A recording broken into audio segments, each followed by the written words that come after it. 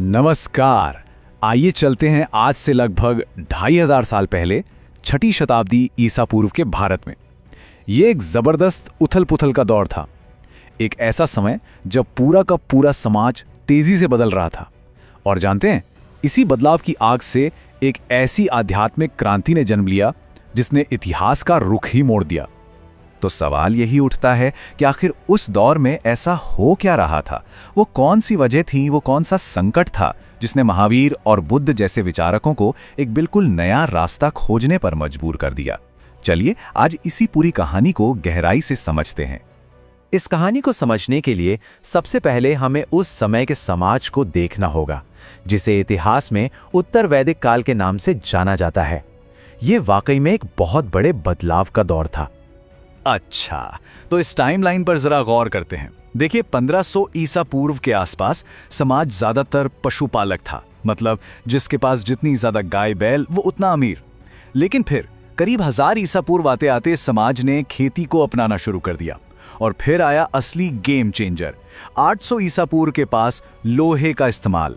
लोहे की मजबूत कुल्हाड़ियों से गंगा के घने जंगलों को साफ करना एकदम आसान हो गया। और देखते ही देखते एक नया कृषि समाज बस गया। ये सिर्फ खेती नहीं थी, ये जीने का एक बिल्कुल नया तरीका था जो अब आकार ले रहा था। अब देखिए, ये जो नया कृषि समाज बना वो पुरानी वैदिक परंपराओं और तौर तरीकों से सीधे सीधे टकराने लगा। समाज के ताने बाने में कह सकते हैं दरारें पड़ने लगी थीं। यहां असली टकराव बिल्कुल साफ दिखता है। सोचिए, एक तरफ वैदिक यज्ञ थे जिनमें हजारों जानवरों, खासकर बैलों की बलि दी जाती थी, और दूसरी तरफ थी खेती, जिसके लिए यही बैल रीढ़ की हड्डी थे। हल कौन चलाएगा? तो ये एक सीधा आर्थिक संघर्ष था, है ना? पुराना सिस्टम पुजारियों और कर्मकांडों को सबसे ऊपर रखता था, जबकि नया सिस्टम उन किसानों और व्यापारियों को ताकत दे रहा था जो अनाज पैदा कर रहे थे और उसका व्यापार कर रहे थे। तो कुल मिलाकर समाज पर 3 तरफ से जबरदस्त दबाव था।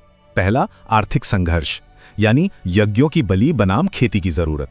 दूसरा, सामाजिक संघर्ष, जन्म पर आधारित वो कठोर वर्ण व्यवस्था। और तीसरा, एक नैतिक संघर्ष। पुरानी व्यवस्था में यज्ञ और बलि का बोलबाला था, जबकि जो नया व्यापारी वर्ग था उसे अपने कारोबार के लिए शांति चाहिए थी, स्थिरता चाहिए थी, एक नई नैतिकता चाहिए थी। इस चार्ट को देखिए, ये उस समय की सामाजिक सच्चाई है। वर्ण व्यवस्था में ब्राह्मणों का दर्जा तो सबसे ऊपर था, लेकिन असल में शक्ति और दौलत क्षत्रियों यानी राजाओं और वैश्यों यानी व्यापारियों के पास बढ़ रही थी।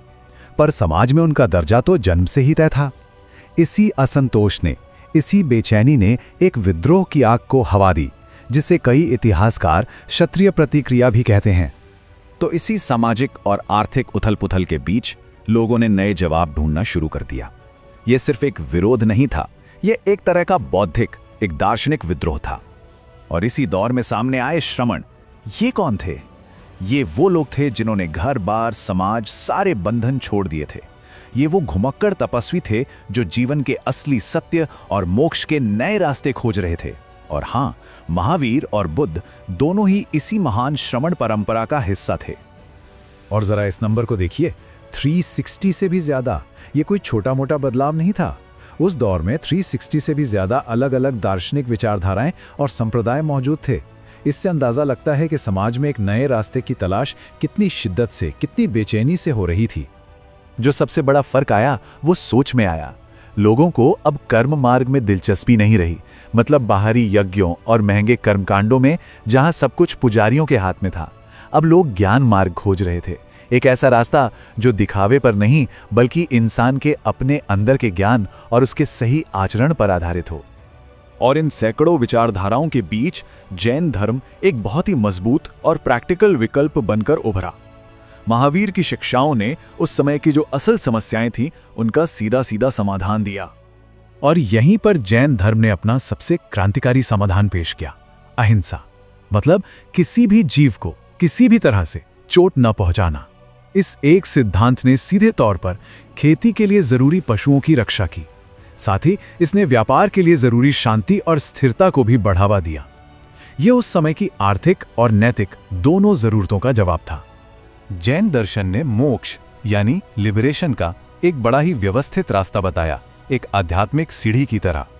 पहला स्टेप है आश्रव, यानी जब बुरे कर्म धूल की तरह आत्मा की तरफ आते हैं। फिर है बंध, जब वो कर्म आत्मा से चिपक जाते हैं। असली काम अब शुरू होता है। संवर का मतलब है दरवाजा बंद करना, यानी नए बुरे कर्मों को आने से रोकना। फिर आता है निर्जरा, जो बिल्कुल झाड़ू लगाने जैसा है। पुराने जो कर्म चिपके हुए हैं उन्हें धीरे धीरे साफ करना। और जब आत्मा पूरी तरह से साफ हो जाती है तब उसे मिलता है मोक्ष, यानी कर्म के बंधन से हमेशा हमेशा के लिए मुक्ति। और सबसे अच्छी बात यह थी कि ये रास्ता सिर्फ सन्यासियों के लिए नहीं था। जैन धर्म ने 2 तरह के व्रत दिए। भिक्षुओं के लिए थे कठोर महाव्रत और आम गृहस्थ लोगों के लिए थे थोड़े सरल अणुव्रत। मतलब हर कोई अपनी क्षमता के हिसाब से इस रास्ते पर चल सकता था।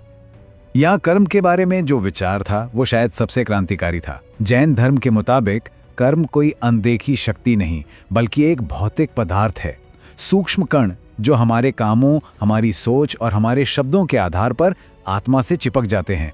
ये विचार उस समय के लिए एक धमाके जैसा था।